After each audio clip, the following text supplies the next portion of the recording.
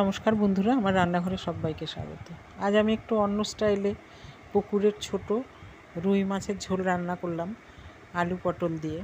মাছগুলো কেটেই এনেছিল, আমি পায়ের সমস্যার জন্য মাছ বসে কাটতে পারি না।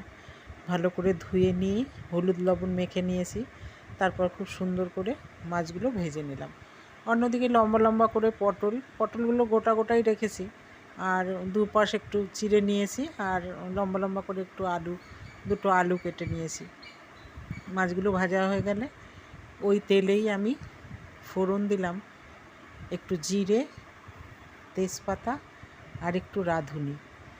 ফোড়ন দিয়ে আমি আলু পটলগুলো তার ভেতরে দিয়ে দিলাম।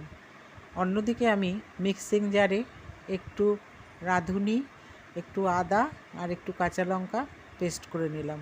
আমি রাঁধুনি বেটেই ঝোলটা আজকে করব। অন্য সময় তো জিরে আদা